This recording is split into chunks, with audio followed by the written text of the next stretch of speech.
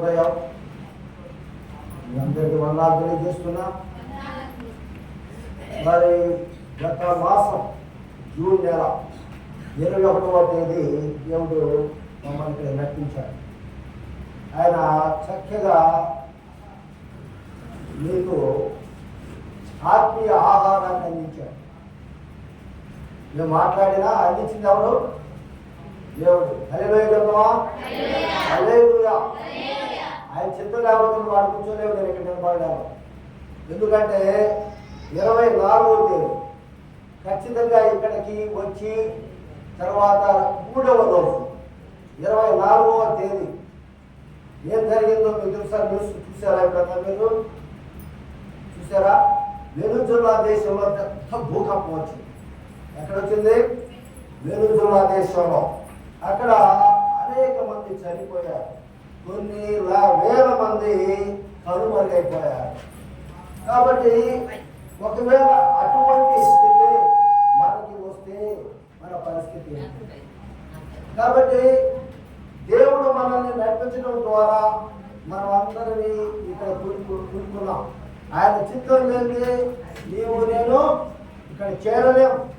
మరి జూన్ నెల 24వ తేదీ భారీ జంట భూకంపాలు వచ్చినాయి. వెంటనే 920 మంది సజీవ సమాధి అయ్యారు.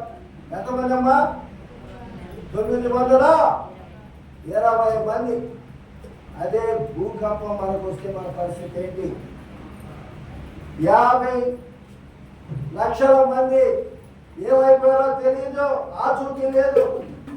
మరి అది భయంకరమైన భూకంపం. ఈ భూకంపం దేని సూచన అయి ఉంది? దేని సూచన అయి ఉందమ్మా? ఒకసారి వర్తమానాన్ని విన్న వాళ్ళు ఎంతమంది గుర్తించుకున్నారు? నేను రెఫరెన్స్ చెప్పగలను. పోయిన నెల 21వ తేదీ నేను ఏ వాక్యం చెప్పానో చెప్పగలిగిన వాళ్ళు ఉంటే చేతనమ్మా ఒక్కరన్నా. సాతాను చేసుకుపోయి పిల్లవాడికి మనం ర్యాలీ పంపిస్తే వాడు ఇంట్లో నుంచి బయటకు రావడంతో కాకి తోలిపోతుంది. అలాగే మనం మందిరం నుంచి కాలు బయట పెట్టుకుంటుంటే విత్తపడిన సజీవమైన వాకులు సైతాన్ని ఎత్తుకుపోయాడు. కాబట్టి మీకు ఏమి లేదు, మళ్ళా పక్కకొచ్చి నిల్చున్నట్టే. అయితే దేవుడు వాక్యాలు సజీవమైనవి. అవి మన బాస్కెల్లా కట్టుకోవాలి, మన చేతులు కట్టుకోవాలి, మన హృదయంలో ఉండాలి. వాటిని మనం గుర్తు పెట్టుకోకపోతే సాతాను మనల్ని వెంబడిస్తారు. కాబట్టి మనం ప్రతిరోజు ఇప్పుడు జరుగుతున్న పరిస్థితులు అదే జూన్ నెల 24వ తేదీ కాలిఫోర్నియాలో అమెరికాలో కూడా భూకంపం వచ్చింది. తీవ్రమైనటువంటి భూకంపం. అనేక మంది నశించిపోయారు. అలాగే టోగాలో మరి వచ్చే దినాలు అపాయకరమైన రోజుల్లో మనం ఉన్నాం. అయితే మనం సత్యమైనటువంటి వాక్యాన్ని మనం ఎరగకపోతే మనం నశించిపోతాం. హల్లెలూయా. మనలందరినీ దేవుడు రక్షించాడు. ఎంతమంది నమ్ముతున్నారు? హల్లెలూయా చెప్పండి. హల్లెలూయా. ఎందుకంటే మనం సముద్రానికి తీరంలో ఉన్నాం. ఒకవేళ మొన్న వచ్చినటువంటి 100 మీటర్ల ఎత్తు సముద్రం పొంగిందనుకో, మొట్టమొదటి ఎవరి మీదకి వస్తుంది? ఫస్ట్ మరణించేది మనమే. అయితే దేవుడు మన దగ్గర రానిలా. ఎందుకని రానిలేదు? ఇంకా నువ్వు రక్షింపబడాలి. నువ్వు నశించిపోవడం దేవుడికి ఇష్టం లేదు. దేవుడు నిన్ను ఎన్నుకున్నాడు, నిన్ను రక్షించాలని ఆయన పదే సువార్తికుని ఇక్కడ పంపిస్తున్నాడు. అయ్యగారు మమ్మల్ని తీసుకొచ్చాడంటే ఆయన ఆలోచన మా ఆలోచన కాదు. దేవుడి యొక్క చిత్తాన్ని ఎరిగినటువంటి వారిని సత్యమైన వార్తను మీకు తెలియజేయడం కోసం దేవుడు మమ్మల్ని ఇక్కడికి పంపించాడు. నన్ను హల్లెలూయా చెప్పండి. హల్లెలూయా. హల్లెలూయా. జీవము కలిగినటువంటి దేవుని మాటలు మనం ఆలోచించే వారిపై ఉండాలి. మరి గతంలో మీలో కొంతమంది కాళ్ళకి చేతులకి తాడు కట్టుకొని వచ్చాడు. ఈరోజు నాకు కనబడతాం. హల్లెలూయా. ఆ మార్పు హృదయంలో రావాలి. ఆ మార్పు నీ యొక్క హృదయంలో ఎప్పుడు వస్తుందంటే వాక్యం నీ యొక్క హృదయంలో ఉంటే ఆ మార్పు వస్తుంది. కాబట్టి చెప్పినటువంటి మాటలు మళ్ళా చెప్పనవసరంలా. అందుకనే తెస్సలోనిక గ్రంథానికి తెస్సలోనికి రాస్తూ పౌలు గారు తెస్సలోనిక పత్రిక 1వ పత్రిక 5వ అధ్యాయంలో 1వ వచనంలో అంటున్నాడు, సహోదరులారా ఆ కాలములను గూర్చియో ఆ సమయములను గూర్చియో మీకు రాయనక్కరలేదు. చాలమ్మా, ఒక్కోటి మనం పరిశీలన చేద్దాం. సహోదరులారా ఆ కాలములను గూర్చియో సమయములను గూర్చియో మీకు రాయనక్కర్లా. ఏ సమయం, ఏ కాలం, ఏ కాలం గురించి మీరు దేని గురించి అనుకుంటున్నారు? గతంలో కూడా నేను చెప్పినటువంటి వాక్యం గురించే. గతంలో మనం దేని గురించి చెప్పుకున్నాం? మంచి చెడ్డలు ఫలమిచ్చేటువంటి వృక్షం గురించి చెప్తున్నావా? ఆది కాలంలో మనం పోలా, జీవఫల వృక్షంలోకి మనం వెళ్దాం. మధ్యలో ఉదాహరణగా చెప్పారు జీవఫల వృక్షాలు. మూల వాక్యం ఏంటి? ఎంతమంది మీ యొక్క హృదయంలో వాక్యాన్ని నిలుపు చేసుకున్నారు? మనసులో రాసుకోవాలి, హృదయంలో గుర్తు పెట్టుకోవాలి. కాబట్టి పౌలు ఇక్కడ తెస్సలోనిక మొదటి పత్రికలో తెస్సలోనిక సంఘానికి రాస్తూ మరలా రిపీట్ చేయటం. ఎందుకంటే ఆ కాలానికి వచ్చిందో ఆ సమయానికి వచ్చి మీకు రాయనక్కర్లేదంటున్నారు. ఏంటి ఆ కాలము? ఏ కాలం అంటే అంత్యకాలం, క్రీస్తు రాకడ గురించిన కాలం, దేవుని రాకడ గురించినటువంటి కాలం గురించి మళ్ళా మీకు చెప్పనవసరం లేదు. ఎందుకంటే మీరు విన్నారు, చదివారు. ఎంతమంది బైబిల్ చదివే వాళ్ళు ఉన్నారు మీరు? రోజు మేము బైబిల్ చదువుతామని వాళ్ళు ఒకసారి చేతులు ఎత్తండి. ఎవరు లేరు. హల్లెలూయా. అందుకనే దేవుడు మమ్మల్ని మీ కాడికి పంపించాడు. ఎందుకంటే బుద్ధి లేని వారికి బుద్ధి చెప్పండి.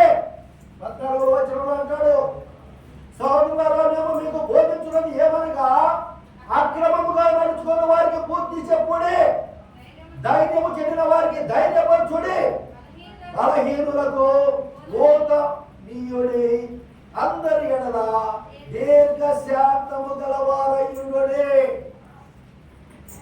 కాబట్టి మనం ఏం తెచ్చుకోవాలి? బుద్ధి తెచ్చుకోవాలి. హల్లెలూయా. దేవుడు చెప్పిన మాటలు మనం గ్రహించేటువంటి వారిగా ఉన్నాం. మనం ఏ దినాల్లో ఉన్నాం? కనీసం అదేనా తెలుసా? కృపాకాలంలో ఉన్నామా, లేదంటే శ్రమల కాలంలో ఉన్నామా? ఈ రెండు కాలాల మధ్యలో ఉన్నాము. కృపాకాలం ముగించిపోయే సమయంలో ఉన్నాం. శ్రమల కాలానికి ప్రారంభ దినాలు మనం చూస్తూ ఉన్నాం. శ్రమల కాలానికి ప్రారంభానికి చెప్పినటువంటి సూచనలు మన యొక్క భారతదేశంలోనే మనం చూస్తూ ఉన్నాం. ఏమిటా సూచనలు? సంఘం హింసింపబడుతుంది, పాస్టర్లు పట్టబడుతున్నారా? దేవుని వాక్యం వెక్కిరించబడుతుంది, అక్రమం విస్తరిస్తుంది. అక్రమం ఎక్కడ చూసినా అక్రమం, మోసం, దగ, గుళ్ళు, కుట్ర. ఏ విధంగా సొదొమ గొమొర్రా ఉందో అదే విధంగా అశ్లీలం, వ్యభిచారం పెచ్చుమీరిపోతూ ఉంది.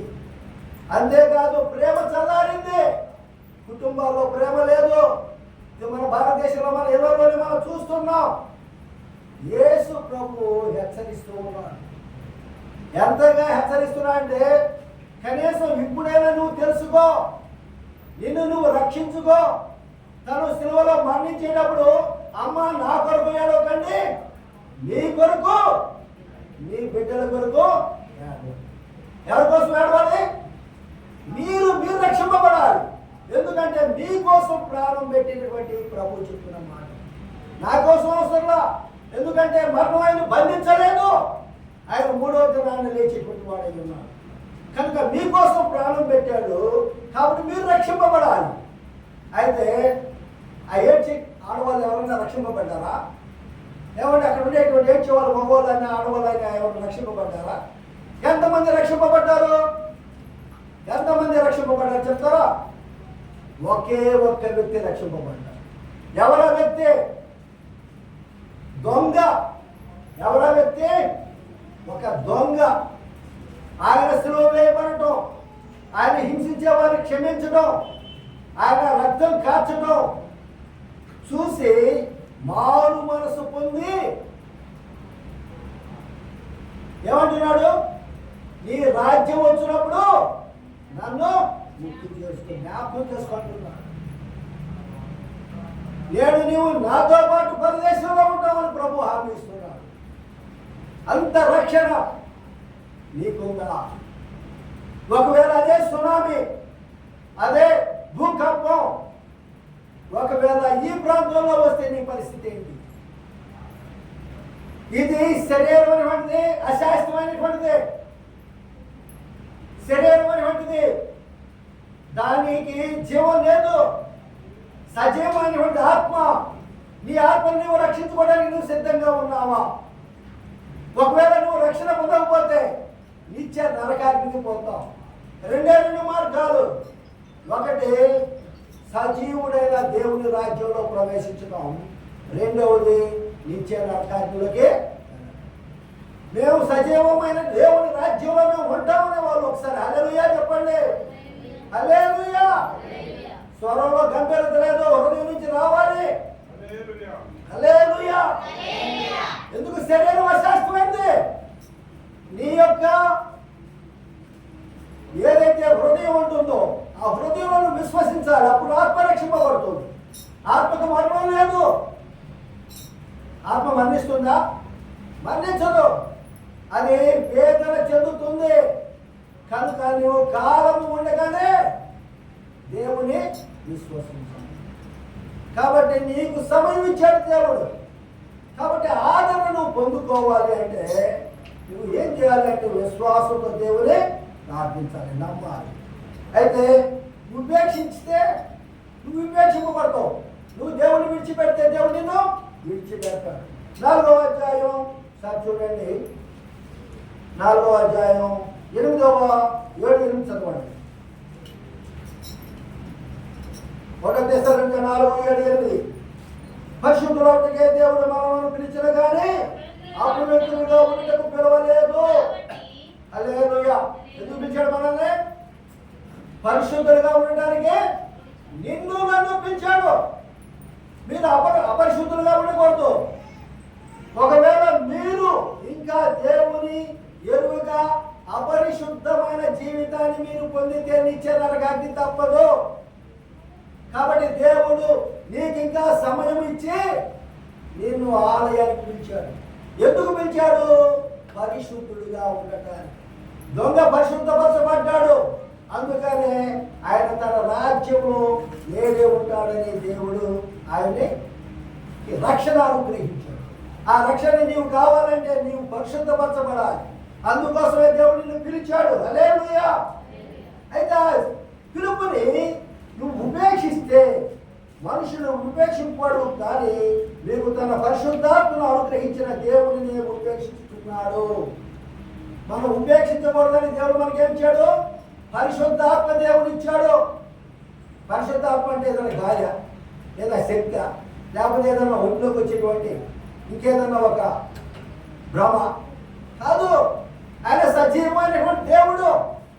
ఆ దేవుడిని నడిపిస్తున్నాడు. ఆ దేవుడితో మాట్లాడతాడు. రాయరప్ప మాట్లాడదు, పుట్ట మాట్లాడదు.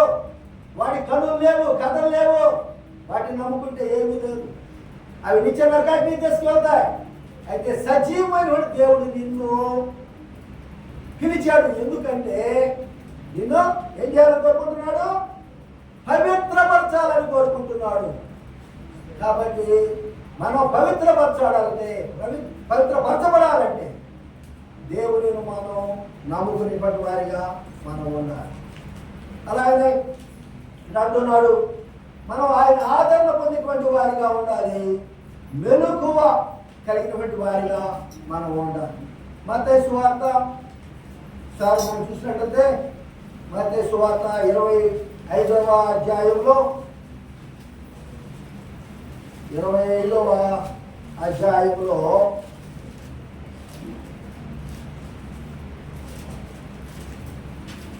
మనం చూసినట్టు గొర్రెల గురించి చెప్తూ ఉంటారు. 33, 34 వచనాలు ఒకసారి చూడండి. తన కుడి వైపున గొర్రెలను, ఎడమ వైపున మేకలను నిలవబెట్టును. అప్పుడు రాజు తన కుడి వైపున ఉన్నవారిని చూచి, నా తండ్రి చేత ఆశీర్వదింపబడిన వారులారా రండి, లోకము పుట్టినది మొదలుకొని మీ కొరకు సిద్ధపరచబడిన రాజ్యంలో స్వతంత్రించుకొనుడి. హల్లెలూయా. మన కోసం ఏ సిద్ధపరిచాడు? నిత్య రాజ్యం. మనందరి కోసం ఆయన సిద్ధపరిచిన రాజ్యం. అది స్వతంత్రించుకోమని నిన్ను నన్ను తన మందిరానికి పిలిచాడు. మరి మీరు మేకలాగా ఉన్నారా, గొర్రెలాగా ఉన్నారా? గొర్రె తన యొక్క యజమాని స్వరాన్ని వింటుంది. స్వరం అంటే ఏంటి? వాక్యం. అదే మేకైతే వింటుందా? అది వినదు. ఎందుకంటే దాని యొక్క హృదయం చెడ్డది.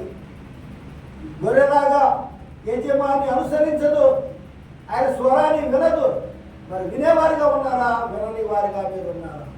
దేవుని స్వరం మీరు వినేవారైతే మీరు చిత్తపరచబడిన రాజ్యాన్ని, నూతన రాజ్యాన్ని, పరిశుద్ధమైనటువంటి దేవుని యొక్క సన్నిధిని మీరు పొందుకుంటారు.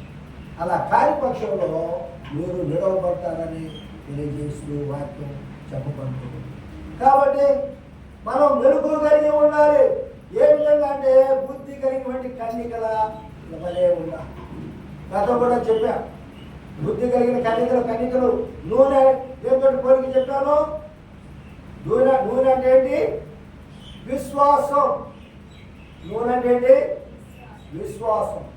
దేవుని విశ్వాసంలో మనం ఆయన వేడుకుంటూ ఆయన సన్నిధిలో ఉంటే ఆయన వచ్చినప్పుడు మనం ఎత్తపడతాం. అదే ఆ విశ్వాసం అనేటువంటి నూనె కానీ అయిపోతే ఏమని చెప్పారు? మా దగ్గర మీ దగ్గర నూనె చాలదేమో, అమ్మవారి దగ్గరికి వెళ్ళి కొనుక్కోండి అని విధమైనటువంటి ఆ యొక్క బుద్ధి లేని కార్యక్రమం చెప్పారు. మరి ఆడ పోయి కొని తీసుకొచ్చారంటే ఇప్పుడు కూడా అమ్మకాలు జరుగుతూ ఉన్నాయి. ఏ అమ్మకాలు జరుగుతున్నాయి? నూనె, ఆత్మ అన్నింటి దొరుకుతుందా? సజీవమైన దేవుడు అనుగ్రహిస్తేనే లభిస్తుంది. అయితే దేవుడి దగ్గరకు వచ్చినప్పుడు మీరెవరో నాకు తెలియదు అని చెప్పేసి ఆ యొక్క తలుపును మూయబడి. కాబట్టి మనం ఎలా ఉంటున్నాం? దేవుని ఆదరణ కలిగి మెరుగు కలిగిన వారిగా మనం ఉంటున్నామా లేదా? ఒకరినొకడు ఆదరించుకోవాలి. అందుకని అంటున్నాడు, నిరీక్షణ లేని ఇతరుల వలె మీరు దుఃఖపడు నిమిత్తము నిద్రించుచున్న వారికి వచ్చి మీకు తెలియకుండా మాకు ఇష్టము లేదు అంటున్నాడు. నిద్రించి వారు అంటే ఎవరు? చనిపోయేవారు. మరి మనమంతా బ్రతికున్నాం. మనకంటే చిన్నపిల్లలు చనిపోయారు, పెద్దవాళ్ళు చనిపోయారు. మరి వాళ్ళందరూ కూడా ఏంటి వాళ్ళ పరిస్థితి అంటే దేవుడు వచ్చినప్పుడు వాళ్ళందరూ కూడా లేపబడతారు. ఒకవేళ మీ తాతలు మీ ముత్తాతలు ఎవరైనా చనిపోయి ఉంటే వాళ్ళంతా కూడా ఏమవుతారు? లేపబడతారు. ఎప్పుడు? వారు దేవుని నమ్ముకొని ఉంటే. మనం సజీవులుగానే లేపబడతాం. మధ్యాకాశంలోకి, ఆ ప్రేమ వివాహ బిందులోకి మనం అంతా కూడా వెళ్ళేటువంటి వారిగా ఉంటాం. మేఘాల మీద మనం తీసుకొని పోతాడు దేవుడు. కాబట్టి మనం మరి పునరుద్ధానప్పుడు దేవుడు తిరిగి వచ్చే సమయంలో మనం సిద్ధంగా ఉండకపోతే మనల్ని దేవుడు విడిచిపెట్టేటువంటి వాడు ఉన్నాడు. కాబట్టి యేసు మృతి పొంది తిరిగి లేచినని మనం నమ్మిన అదే ప్రకారం యేసునందు నిద్రించిన వారిని దేవుడు ఆయనతో కూడా వెంట పెట్టుకొని వచ్చును. చనిపోయిన వాళ్ళందరూ కూడా ఆయన వెంట పెట్టుకొని వస్తారు. తర్వాత ఏం జరుగుతుంది? మేము ప్రభు మాటను బట్టి మీతో చెప్పినదేమనగా ప్రభువు రాకడ వరకు సజీవులమై నిలిచియుండు మనము నిద్రించిన వారి కంటే ముందుగా ఆయన సన్నిధి చేరము. మొట్టమొదటి ఎవరు చేస్తారు? చనిపోయిన వారు చేస్తారు. తర్వాత ఆర్భాటముతోనూ ప్రధాన దూత శబ్దముతోనూ దేవుని బోరతోనూ పరలోకము నుండి ప్రభువు దిగి వచ్చును. కాబట్టి ఇప్పుడు ఆ సమయం. ఇప్పుడు ఏ సమయంలో ఉన్నాం మనం? ప్రభువు దిగి వచ్చేటువంటి ఆర్భాట సమయంలో ఉన్నాం. మరి ఆ సమయం ఎలా ఉంటుంది? దేవుడు ఎలా వస్తాడంటే దేవుడు ఒక దొంగ వచ్చినట్టు వస్తాడు. అందుకనే ఈ రాకడిని ఏమని చెప్పి అంటున్నారు? రహస్య రాకడ అంటారు. ఈ రాకడిని ఏమంటారు? రహస్య రాకడ. నోవాహు దినాల్లో మరి అంతా పెళ్లిళ్ళు చేసుకుంటున్నారు, విందులు చేస్తున్నారు. లేదా క్లబ్బులు, సరసాలు, విరసాలు, రకరకాల విధాలుగా భయంకరమైన జీవితంలో ఉన్నారు. వారు ఓడగొడుతుంటే నోవాహుని ఎగతాళి చేశారు. వీడిగా బుద్ధే లేదు. చక్కగా వర్షాలు పడుతుంది. వర్షాలు ఏమంటే అసలు పట్టణంలో ఆ రోజుల్లో మంచు పడేది. ఏదో పెద్ద వరద వచ్చుద్దంట, అంతా కూడా నాశనం అయిపోతుందంటే ఎవరు నమ్మలా. ఇప్పుడు మనం కూడా నమ్మటంలా. మనం నిజమైనటువంటి విషయాలు చెప్తుంటే మనం నమ్మటంలా. మరి ఇప్పుడు ఉండేటువంటి యుద్ధాలు చూస్తున్నాం, వల్ల మార్పు లేదు. తుఫాను చూస్తున్నాం, మనకి మార్పు లేదు. భూకంపాలు చూస్తున్నాం, మనకి మార్పు లేదు. ఎందుకంటే మనలో సాతాను భ్రమ కలుపుతూ ఉంది. ఏమీ కాదులే, మనం అనుకుంటూ ఉన్నాం ఏమీ కాదులే, అంతా నిమ్మలంగానే ఉందలే, ఎక్కడ ఏమి జరగడం లేదులే, అందరికి ఎలా జరుగుతుందో మనం కూడా అలాగే జరుగుతుందిలే అని చెప్పేసి మనం అనుకుంటున్నాం. మేము ఎలా వస్తుంది? గర్భిణీ స్త్రీకి ఏ విధంగా నొప్పులు మొదలవుతాయో అదే విధంగా మరి ఊహించకుండా ఆ యొక్క విపత్తులాగా వస్తుంది. కాబట్టి ఆ కాలం ఏ విధంగా వస్తుందో ఇది 2వ వచనం ఒకసారి చదవండి. 5వ అధ్యాయం 2వ వచనం. రాత్రి వేళ దొంగ ఎలాగ వచ్చునో అలాగే ప్రభు దినము వచ్చునని మీకు బాగుగా తెలియను చాలు. అందుకనే పైన చెప్పడం అర్థమైందమ్మా. అంటే ఆ కాలం గురించి, ఆ సమయం గురించి మీకు రాయనక్కర్లేదు అంటున్నాడు. ఎందుకంటే మీకు తెలుసు. మీకేం తెలుసు? ప్రభువు దినం ఎలా వస్తుందో మీకు తెలుసు.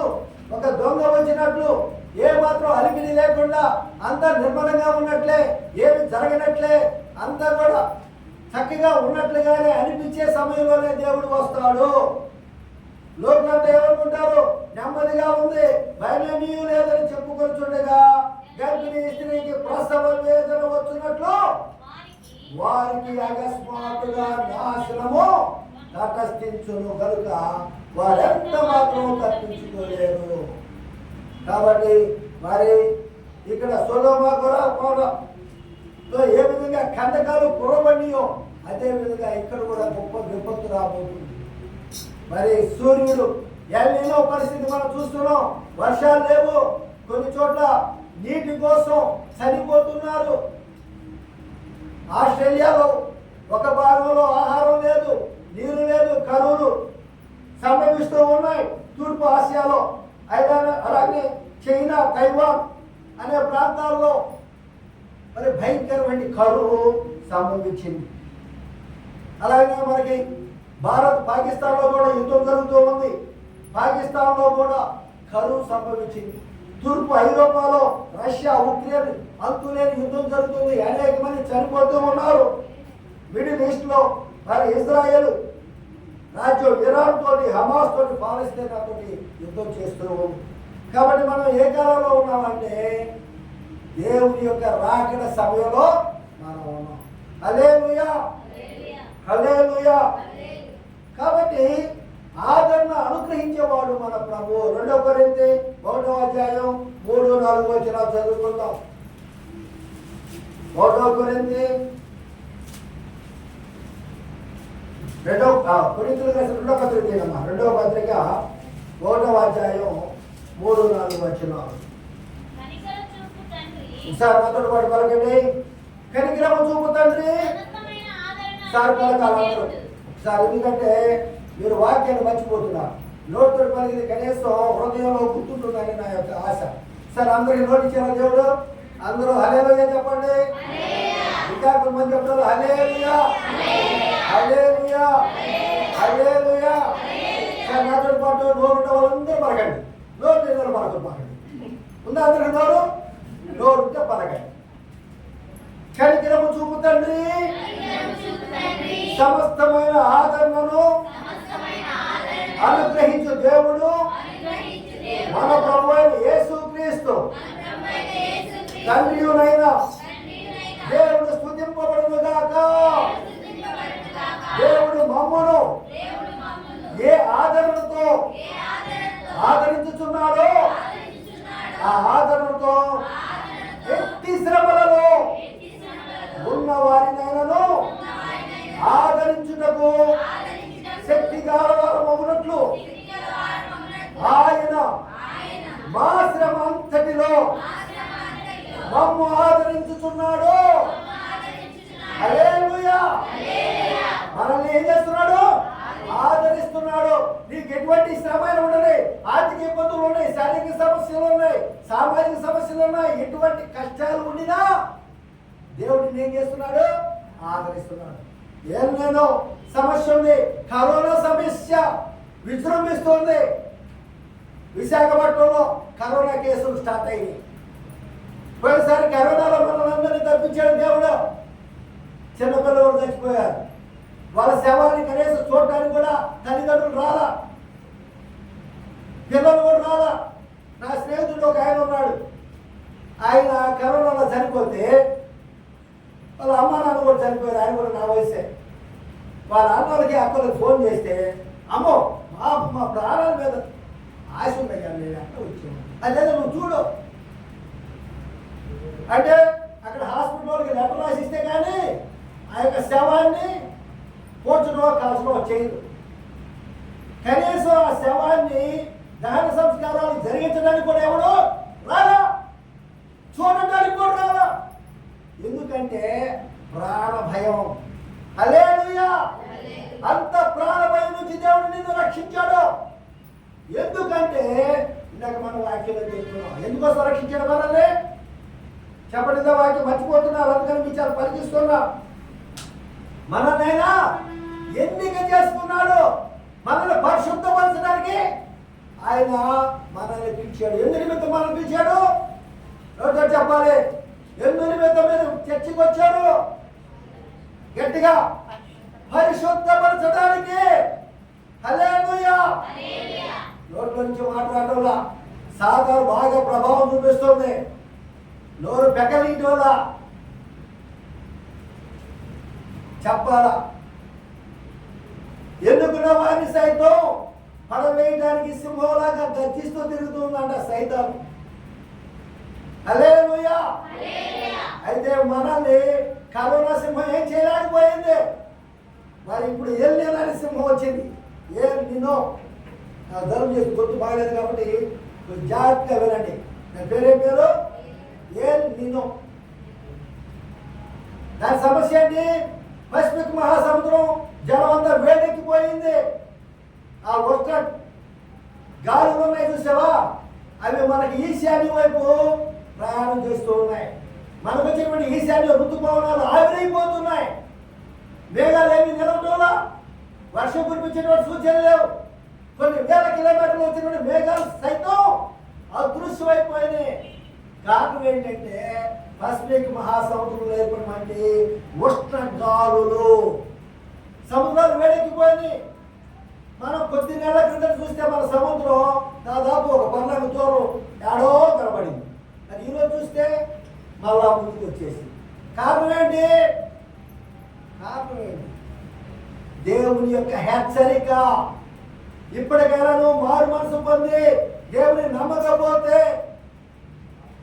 నీవు శ్రమలకి విలువపడతావు. శ్రమల కాలానికి మనం సమీపంలో ఉన్నాం. దేవుడు ఏ క్షణంలో రావచ్చు. నీవు ఇంకా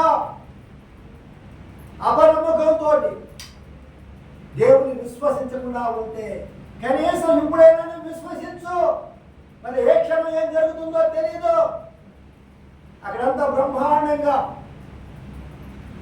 స్కూల్లో పిల్లలంతా కూడా ఒక చోట సమావేశమయ్యారు. సూర్యుడు ముందే జరిగింది. ఒకసారి భూమి అట్లా కనిపించింది. ఆ స్కూల్ బిల్డింగ్ మొత్తం కుప్ప కూలిపోయింది. 5,000 మంది పిల్లలు, వేల మంది పిల్లలు ఎవరు చనిపోరా. హల్లెలూయా. ఎందుకంటే దేవుడు ఎవరు నశించిపోవడానికి ఇష్టం లేదు. ప్రతి ఒక్కరూ రక్షింపబడాలి. కాబట్టి నిన్ను కూడా దేవుడు నీకు సమయం ఇచ్చాడు.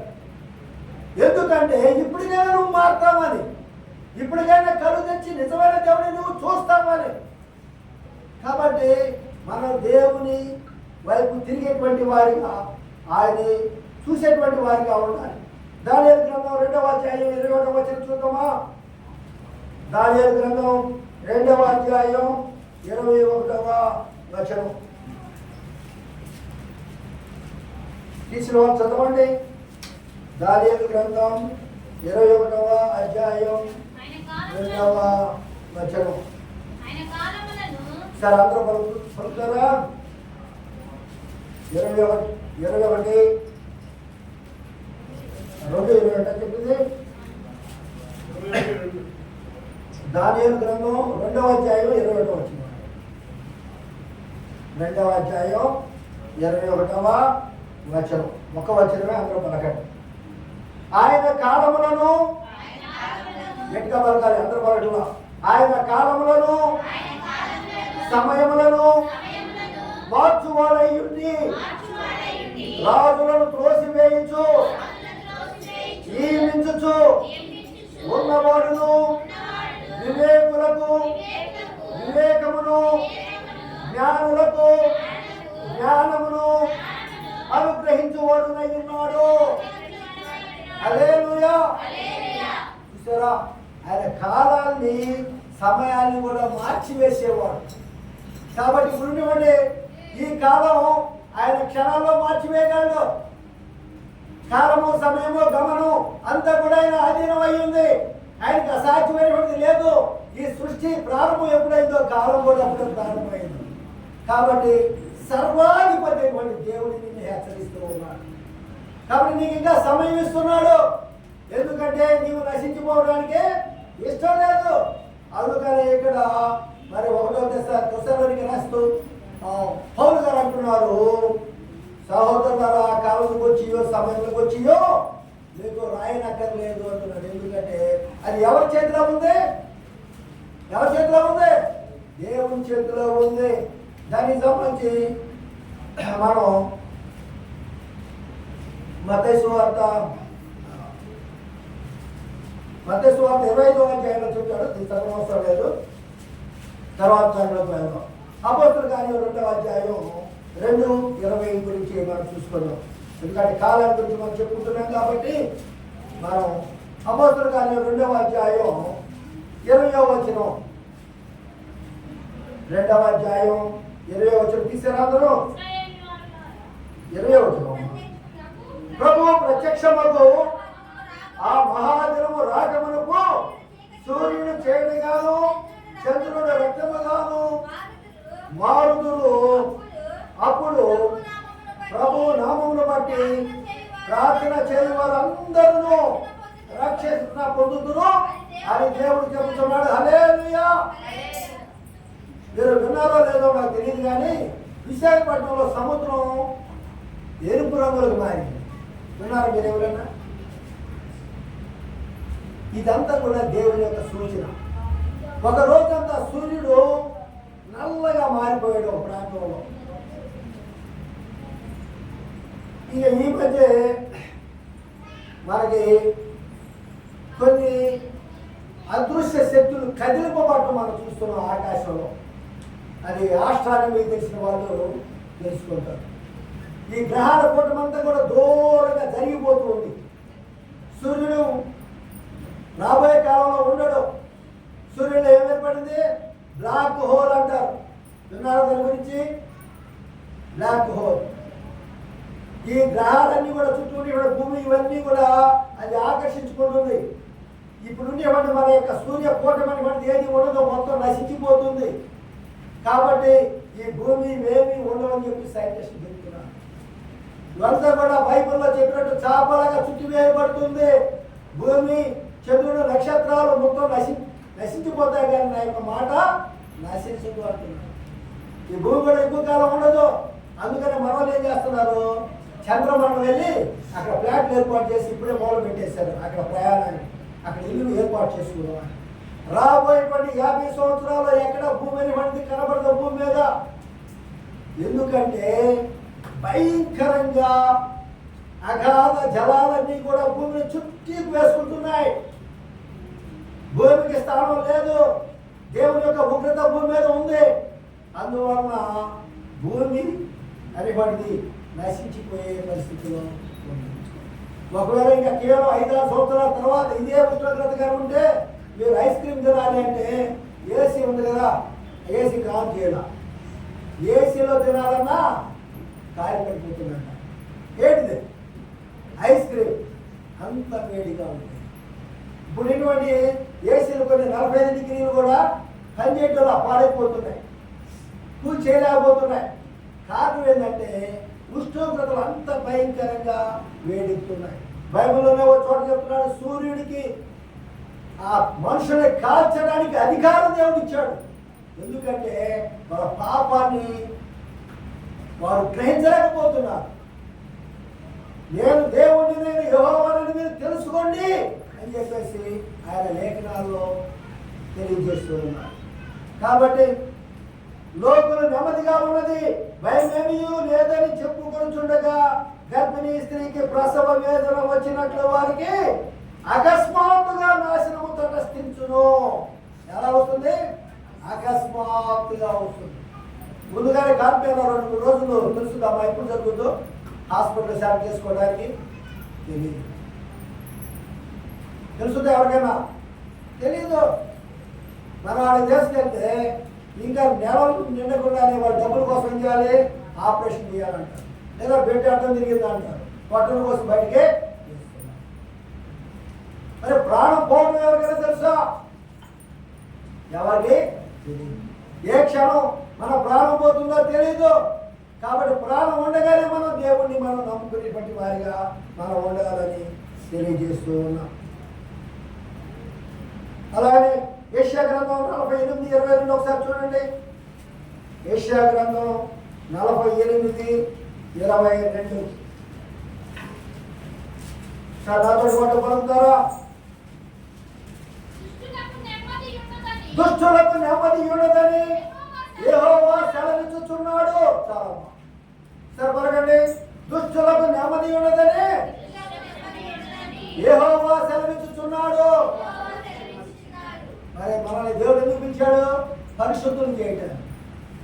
దుష్టులు ఎలా ఉంటారు అంటే మనకి కీర్తనలో 1వ అధ్యాయం మనం చదువుకుంటే మనం ఎలా ఉండకూడదో చెప్తాం. సరే పలకండి. దుష్టుల ఆలోచన చొప్పున నడవక, అందరూ పలకాలి.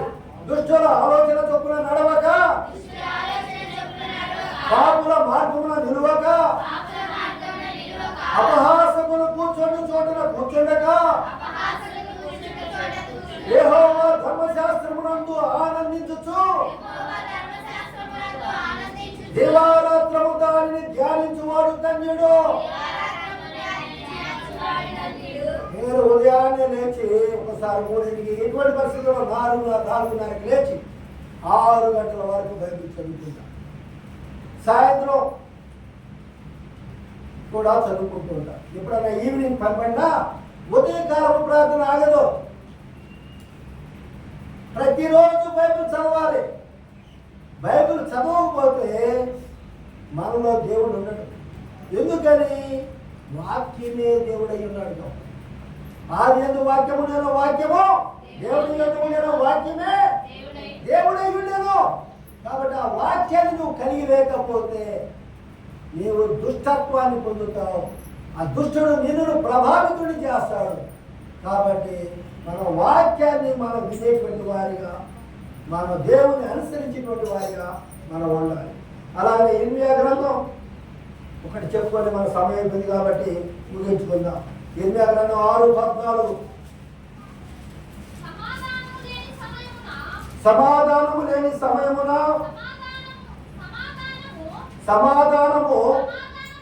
సమాధానమని చెప్పుచు నా ప్రజలకున్న గాయమును పైన మాత్రమే బాగు చేతులు. చూడండి, మనం ఎలా ఉన్నామంటే ఊరిగా వింటున్నాం, ఇక్కడ మాత్రం కూర్చున్నప్పుడు విశ్వసిస్తాం, కాలు బయటికి పెట్టడంతో విడిచిపెట్టాం. చెప్పేవాళ్ళు కూడా అలాగే ఉన్నారంట. బోధకులు కూడా ఎలా ఉన్నారు? పైనే గాయాన్ని మోస్తారు, లోపల హృదయంలో ఉండే వేదన పోదు, హృదయంలో కలిగిన బాధ పోదు. నీ హృదయం మీద నువ్వు చెయ్యి పెట్టుకొని దేవా నా హృదయంలో నీవు ఉన్నావా అని చెప్పేసి నువ్వు ప్రశ్నించుకోవాలి. నువ్వు కళ్ళు మూసుకొని ప్రార్థిస్తే నీలో ఉండేటువంటి దుష్టత్వాన్ని పడితే నీ కంటికి కనపడాలి. నువ్వు వేచి ప్రార్థించాలి. అయ్యా నేను దుష్టురాలి, నేను దుష్టుడే నాయన, నా జీవితం అంతా పాపాలతో నిండి ఉంది, ఈ పాపాలు తీసివేయి తండ్రి, నేను పాపినయ్యా అని చెప్పేసి నువ్వు వేడుకోవాలి. ఏ విధంగా ఆ యొక్క దొంగ అన్నాడు, ఈ శిక్ష మనకైతే తగి ఉంది అని ఆయన పాపాన్ని ఒప్పుకున్నాడు. ఎందుకంటే ఆయన దొంగ, దోపిడీ చేశాడు, నేరాలు చేశాడు, ఈ నేరం నాకు తగే ఉంది, నేను పాపిని అని పశ్చాత్తాపడ్డాడు. దేవుని అంగీకరించాడు. ప్రభువా నీ రాజ్యం వచ్చినప్పుడు నన్ను గుర్తు చేసుకోయ్యా అని పశ్చాత్తాపంతో ప్రభువును వేడుకున్నాడు. మరి అలాంటి పశ్చాత్తాపం నీలో ఉందా? నీ మనసులో ఉన్నటువంటి చెడును తీసివేయడానికి ఈరోజు సిద్ధపడుతున్నావా? మరి నువ్వు సిద్ధపడితే ఈ క్షణమే నువ్వు ఒక తీర్మానం తీసుకోవాలి. మరుక్షణం ఏం జరుగుతుందో మనకు తెలియదు. మనం ఇక్కడ ఉండగానే ఏ విపత్తు అయినా జరగవచ్చు. వచ్చే తుఫాను మన యొక్క ఆధీనంలో లేవు, లేదా భూకంపం మన ఆధీనంలో లేదు, మన ప్రాణం కూడా మన ఆధీనంలో లేదు. దేవుడు ఏ క్షణమైనా సరే నిలుపుకోవచ్చు. మరి ఎన్ని డబ్బున్నా, ఎంత స్థితి ఉన్నా అది నీకేది అక్కడికి రా. కాబట్టి ప్రాణం ఉండగానే నీవు రక్షింపబడాలి. ఒకవేళ నీ కన్ను నిన్ను అభ్యంతరపరిస్తే ఆ కన్నును పెరిగేయమంటున్నాడు. నీ చెయ్యి నిన్ను అడ్డంకిగా ఉంటే ఆ చేతి తీసివేయమంటున్నాడు. ఎందుకంటే నువ్వు సంపూర్ణంగా ఆ యొక్క అగ్నిలో పడి బాధపడే కంటే ఒక చెయ్యి లేనివాడు, కన్ను లేనివాడుగాను పరలోకంలో నిత్యత్వాన్ని పొందడం జరుగుతుందని చెప్పేసి ప్రభు హెచ్చరిస్తున్నాడు.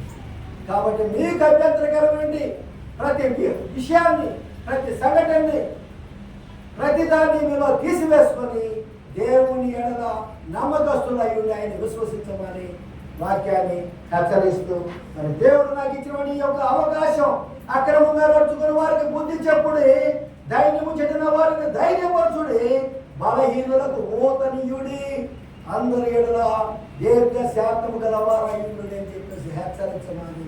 మరి ఆ సమయం, ఆ కాలం గురించి ఎవరు కూడా ఊహించరు. కాబట్టి మీకు దేవుడు ఇచ్చినటువంటి ఈ కాలాన్ని, ఈ సమయాన్ని మీరు వినియోగించుకొని మిమ్మల్ని పరిశుద్ధపరచాలని దేవుడు ఇక్కడికి మిమ్మల్ని పిలిచాడు కనుక ఈ సమయంలోనే మీరంతా కూడా ప్రార్థన చేసుకొని మారు మనసు పొందాలని హెచ్చరిస్తూ వాక్యాన్ని ముగిస్తున్నా. ఒక్క నిమిషం ప్రార్థన చేసుకున్నాం. అందరూ కూడా మోకరిల్లండి. పరలోకమందున సత్య సంపూర్ణ తండ్రి ప్రభువా, మీరు ఇచ్చిన వాక్యాన్ని బట్టి మీకే స్తుతులు స్తోత్రాలు. అగ్ని వంటి మాటలు ప్రభువా మాలో ఇంకా ఎవరైనా అవిశ్వాసంగా ఉంటే ప్రభు వారి యొక్క హృదయాన్ని మీరు మార్చండి నాయన. ఏ ఒక్కరు నశించిపోవడం మీకు ఇష్టం లేదు కనుక ప్రభు ప్రతి ఒక్కరిని మీరు గుర్తు చేసుకోండి.